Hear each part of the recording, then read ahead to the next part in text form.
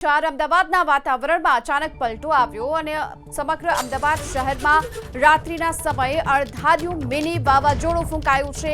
અમદાવાદમાં ભારે પવન ફૂંકાયો। આ સાથોસાથ ગાંધીનગરમાં પણ મિની વાવાઝોડું આવ્યું છે। રાત્રિના સમયની સાથે અમદાવાદ ગાંધીનગરમાં મિની વાવાઝોડું ફૂંકાયું છે। અમદાવાદમાં રાત્રિના સમયે અનેક જગ્યાઓ પર વૃક્ષો ધરાશાયી થયા અને ભારે પવન ફૂંકાયો હતો। નારોલ, નિકોલ, ચાંદખેડામાં ભારે પવન ફૂંકાયો। વસ્ત્રાપુર, બોડકદેવ, ગુરુકુલ વિસ્તારમાં આંધી તૂફાન સાથે જાણે કે વરસાદ વરસી રહ્યો હોય તેવું વાતાવરણ જોવા મળ્યું હતું અને ગાંધીનગરમાં પણ મિની વાવાઝોડું ફૂંકાયું। ભારે પવનના કારણે ધૂળની ડમરીઓ ઉડી હતી અને તેના કારણે અહીંથી પસાર થતા વાહનો ત્યાં જ થોભી ગયા હતા, કારણ કે આગળ વાહન ચલાવવું પણ વાહન ચાલકો માટે મુશ્કેલ સાબિત થઈ રહ્યું હતું। ભારે પવન ફૂંકાવાના કારણે અનેક જગ્યાઓ પર વૃક્ષો ધરાશાયી થવાના પણ સમાચાર મળ્યા છે। આ સાથે ધૂળની ડમરીઓ પણ ઉડી હતી અને એક તો રાત્રિનો સમય, એમાં પણ ધૂળની ડમરીઓ ઉડવાના કારણે વાતાવરણમાં ચોક્કસથી વિઝિબિલિટી ઓછી થઈ હતી અને જે વાહન ચાલકો અહીંથી પસાર થતા હતા તેમને પરેશાનીનો સામનો કરવો પડ્યો। વાહનોના પૈડા થંભી ગયા, કેટલાક સ્થળો પર વૃક્ષો ધરાશાયી થઈ ચૂક્યા છે। અમદાવાદમાં રાત્રિના સમયે અણધાર્યું આ મિની વાવાઝોડું જોવા મળી રહ્યું છે। તેજ પવન ફૂંકાયો છે। 30 થી 40 કિલોમીટર પ્રતિ કલાકની ઝડપે પવન ફૂંકાયો હોય તેવી પણ શક્યતા હાલ તો જોવામાં આવી રહી છે અને કેટલીક જગ્યાઓ પર વૃક્ષો પણ ધરાશાયી થયાના સમાચાર પણ મળી રહ્યા છે। અચાનક જ સમગ્ર શહેરભરમાં પહેલા તો ભારે પવન ફૂંકાયો અને ત્યારબાદ કેટલીક જગ્યાઓ પર તો વરસાદી ઝાપટા પણ પડ્યા છે। ધૂળની ડમરીઓ પણ ઉડી છે અને તેના કારણે હાલ લોકોને પરેશાનીનો સામનો કરવાનો વારો આવ્યો। જે વાહન ચાલકો અહીંથી પસાર થઈ રહ્યા હતા તેઓ ત્યાં જ થોભી ગયા, વાહનોના પૈડા થંભી ગયા, કારણ કે ધૂળની ડમરીના કારણે વિઝિબિલિટી પણ ઘટી હતી અને ભારે પવન ફૂંકાવાના કારણે ટુ વ્હીલર ચાલકોએ તો ત્યાં જ ઊભા રહી જવું પડે એ પ્રકારની સ્થિતિ પણ સર્જાય છે। કેટલાક સ્થળો પર વૃક્ષોની સાથોસાથ હોર્ડિંગ્સ પણ તૂટી પડ્યાના અહેવાલ છે। ત્યારે અમદાવાદમાં અણધાર્યું મિની વાવાઝોડું રાત્રિના સમયે ફૂંકાયું છે। વીજળીના કડાકા સાથે કેટલીક જગ્યાઓ પર વરસાદ પણ વરસ્યો હતો। ભાવનના સુસવાટા જોવા મળી રહ્યા છે અને નારોલ, નિકોલ, ચાંદખેડામાં પણ ભારે પવન ફૂંકાયો છે। આ તરફ પશ્ચિમ વિસ્તારમાં પણ વસ્ત્રાપુર, બોડકદેવ, ગુરુકુળ વિસ્તારમાં પણ આંધી તૂફાન સાથે ભારે પવન જોવા મળ્યો છે। બાપુનગર, ઠક્કરબાપાનગર વિસ્તારમાં પણ તેજ પવન ફૂંકાયો છે। ગાંધીનગરમાં પણ મિની વાવાઝોડું છે। વસ્ત્રાપુર, બોડકદેવ, ગુરુકુળ વિસ્તારમાં અને સાથોસાથ ગોતા, સાયન્સ સિટીમાં પણ ભારે પવન ફૂંકાયો છે અને ભારે પવનના કારણે ધૂળની ડમરીઓ ઉડતી પણ જોવા મળી રહી છે। તો રાત્રિના સમયે અચાનક જ અમદાવાદમાં અણધાર્યું મિની વાવાઝોડું ફૂંકાયું। અનેક સ્થળો પર ભારે પવનના કારણે કેટલાક વૃક્ષો પણ ધરાશાયી થયા છે તો કેટલાક હોર્ડિંગ્સ પણ તૂટી ગયા છે। અમદાવાદમાં રાત્રિના સમયે મિની વાવાઝોડું ફૂંકાયું છે। ભારે પવન ફૂંકાયો અને તેના કારણે વાહન ચાલકોને પરેશાનીનો સામનો પણ કરવાનો વારો આવ્યો છે।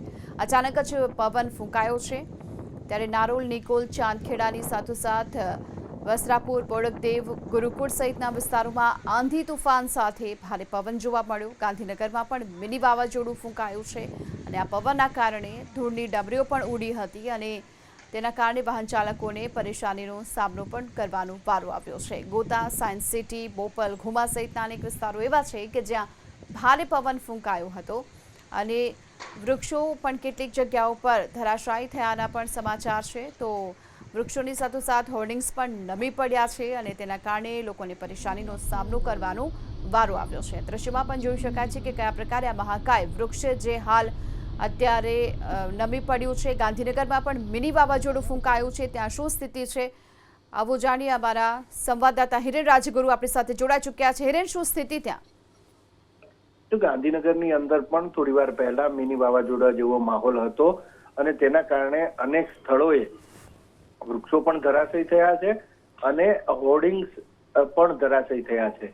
એક વૃક્ષ મહાત્મા મંદિર અંડરપાસ તરીકે ઓળખાતા અંડરપાસની પાસે ધરાશાયી થયું છે। એક બાઇક ચાલક ત્યાંથી પસાર થતા હતા અને તેના ઉપર જ આ વૃક્ષ પડ્યું છે, જેના કારણે તે ઈજાગ્રસ્ત છે અને તેને સારવાર માટે હોસ્પિટલ લઈ જવામાં આવ્યા છે। તો બીજા જે દ્રશ્યો જુઓ છો એ સંગીત સર્કલ પાસેના દ્રશ્યો છે। G4 વિસ્તાર જે આવેલો છે ત્યાંના દ્રશ્યો છે। અલગ અલગ દ્રશ્યો છે।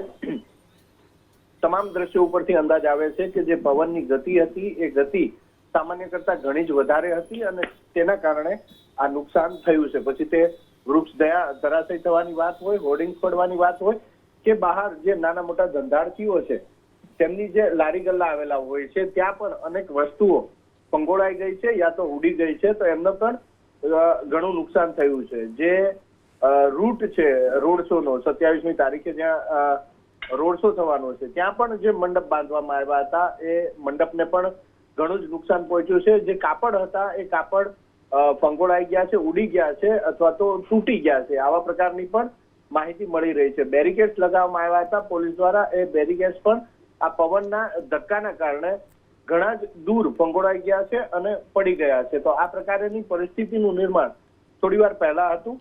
અત્યારે પણ ગાંધીનગરની અંદર સામાન્ય કરતા થોડો વધારે પવન અનુભવાઈ રહ્યો. જી આભાર આપનો આ સમગ્ર માહિતી બદલ. તો ગાંધીનગરમાં પણ મિની વાવાઝોડું છે અને ભારે પવન ફૂંકાયો છે અને કેટલાક જગ્યાઓ પર હાલ વૃક્ષો પણ ધરાશાયી થયા છે. અમદાવાદમાં વધુ વિગતો જાણીએ. અમારા સંવાદદાતા તેજસ મહેતા આપણી સાથે જોડાઈ ચૂક્યા છે. તેજસ, હાલની શું સ્થિતિ છે? કઈ કઈ જગ્યાઓ પર વૃક્ષો ધરાશાયી થવાના સમાચાર પણ સામે આવી રહ્યા છે?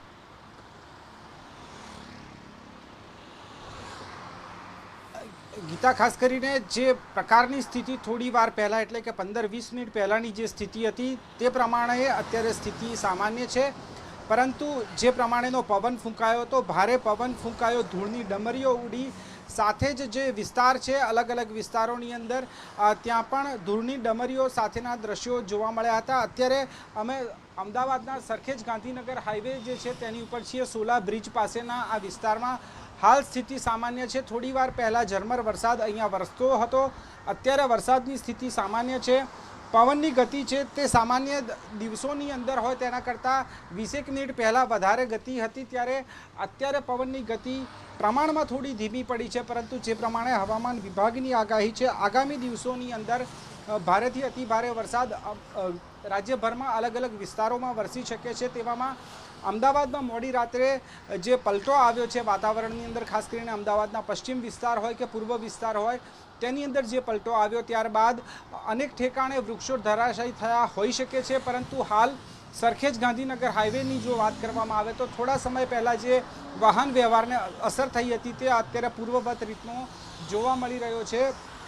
હવામાન ખાતાની જે પ્રમાણેની આગાહી છે આગામી દિવસોમાં વરસાદની, તે વરસાદ વરસે તે પ્રકારની સ્થિતિનું નિર્માણ થતું અત્યારે થોડી વાર પહેલાં જોવા મળ્યું. આકાશમાં વીજળીઓના કડાકા પણ જોવા મળ્યા, સાથે ભારે પવન સાથે ધૂળની ડમરીઓ પણ ઉડી, જેના કારણે વાહન વ્યવહારને પણ અસર પડી. હાલ સ્થિતિ સામાન્ય હોય તે પ્રકારના દ્રશ્યો સામે આવી રહ્યા છે. જી તેજસ, આભાર આપનો આ સમગ્ર માહિતી બદલ. તો અમદાવાદના અનેક વિસ્તારોમાં અંધારપટ પણ છવાયેલો છે, કારણ કે જે પ્રકારે ભારે પવન ફૂંકાયો છે અને તેને લઈ બોપલ, ઘુમા સહિતના અનેક વિસ્તારોમાં હાલ વરસાદ શરૂ થયા હોય તેવા પણ સમાચાર મળી રહ્યા છે. શિલટ શિલામાં પણ પવન બાદ ઝરમર વરસાદની શરૂઆત થઈ ચૂકી છે. ભારે પવન ફૂંકાતાની સાથે કેટલીક જગ્યાઓ પર અંધારપટ પણ છવાયો છે. ભારે પવનના કારણે ધૂળની ડમરીઓ પણ ઉડી છે. જોકે અનેક સ્થળો પર ભારે પવનથી વૃક્ષો, હોર્ડિંગ્સ પણ નમી પડ્યાના સમાચાર છે. ગાંધીનગરમાં પણ મિની વાવાઝોડું ફૂંકાયું હતું, ત્યાં પણ વૃક્ષ ધરાશાયી થતા એક વ્યક્તિ ઇજાગ્રસ્ત થયાના સમાચાર છે. તો અમદાવાદમાં હાલમાં અત્યારે પવન સામાન્ય છે, પરંતુ અડધી કલાકમાં જે પ્રકારે પવન ફૂંકાયું હતું, જે આંધી તોફાન સાથે ઝરમર વરસાદ વરસ્યો હતો, તેને લોકોના જીવ અદ્ધર કરી નાખ્યા હતા. કારણ કે સામાન્ય પવન કરતા આ ભારે પવન ફૂંકાયો હતો, તીવ્ર પવન ફૂંકાયો હતો અને તેના કારણે જ લોકોને પરેશાનીનો સામનો પણ કરવાનો વારો આવ્યો હતો. કેટલીક જગ્યાઓ પર હાલમાં ઝરમર વરસાદની શરૂઆત પણ થઈ છે. જો કે છેલ્લા 3-4 દિવસોથી અસહ્ય ગરમીનો સામનો અમદાવાદવાસીઓ કરી રહ્યા હતા.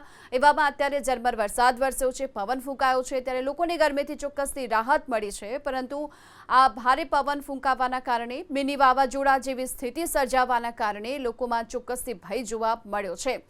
બોપલ, ઘુમા સહિતના અનેક વિસ્તારોમાં અત્યારે વરસાદની શરૂઆત થઈ છે. અનેક વિસ્તારો એવા છે જ્યાં અંધારપટ પણ છવાયો છે, કારણ કે ભારે પવન ફૂંકાવાના કારણે વીજળી પણ ગુલ થવાના સમાચાર સામે આવી રહ્યા છે. શિલટ શિલામાં અત્યારે વરસાદની શરૂઆત થઈ છે.